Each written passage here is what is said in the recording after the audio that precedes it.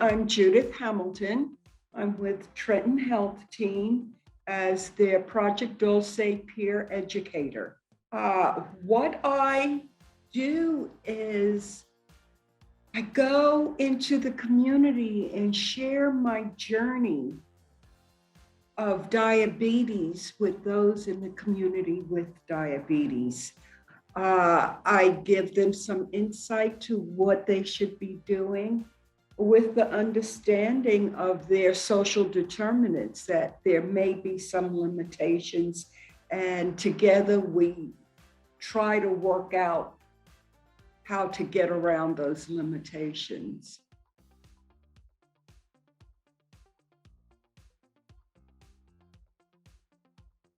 First of all, the onset of type 2 diabetes is middle age and up. And I fit that mold and up. I've had diabetes now for about 35 years. I know the pitfalls, I know the denial stages, I know the disease state, and I have been certified through a number of agencies just to understand the medical background of diabetes. I understand the community and what's in the community, and I am a face that they can see themselves in also. I'm without a white coat. It becomes a support group. This is how I lend myself to the community, because I walk the journey with them.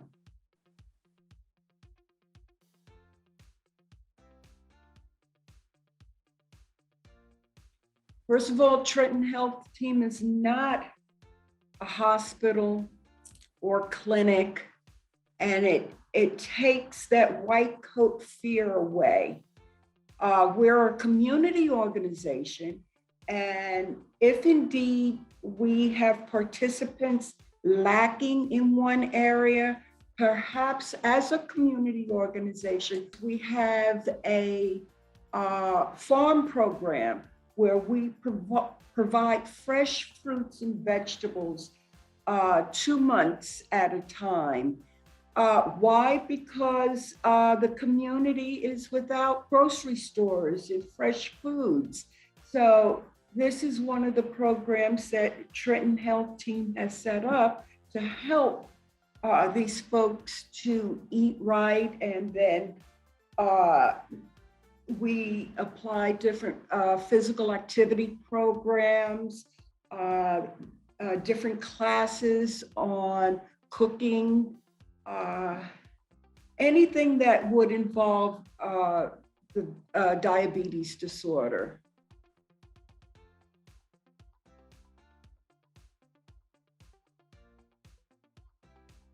Housing, transportation.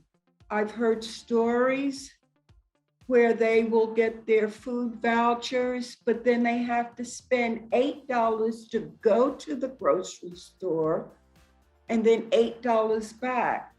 That's $16 they could have purchased good, healthy food with.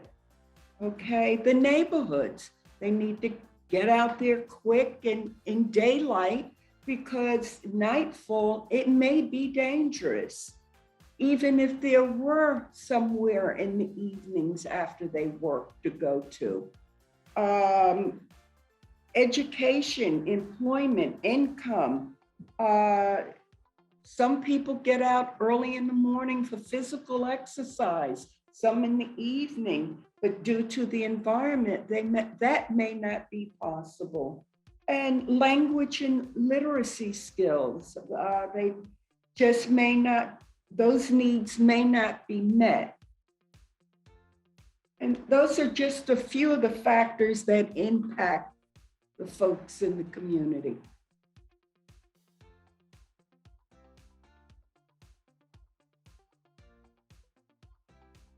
The onset of COVID, we had to figure out how to get this information to the people in the community. In the beginning, I would go to senior houses, senior centers, churches, and things of that nature, and they were in-person classes. So COVID shut us down. We had to figure out how to continue the Dulce program. I had to learn how to operate this thing called the computer. I'm of the age group where it's very difficult for us to conceptualize all of this and then share it with someone else. So that was a struggle, but I fortunately worked with some dynamic young folks that took me through that process. So we got over that one hump. Then we realized that the folks that I'm trying to communicate with did not have the devices. So we decided that we would find funding to get some handheld devices for these folks. So we got over this second hump, actually third hump. And then we realized that there wasn't Wi-Fi, or if Wi-Fi was available, it was $30 to $50 a month. And these people just did not have it in their budget. So we had to figure out different alternatives for that. Once we were well into COVID, some of the libraries started opening up. We have one Starbucks in the community that would allow our folks to come in for that 1 hour a week that I provided the support group, the classes. And this took up quite a bit of COVID, but the positive part is we were able to get these people enrolled, the participants enrolled, and I learned a bit more about the computer.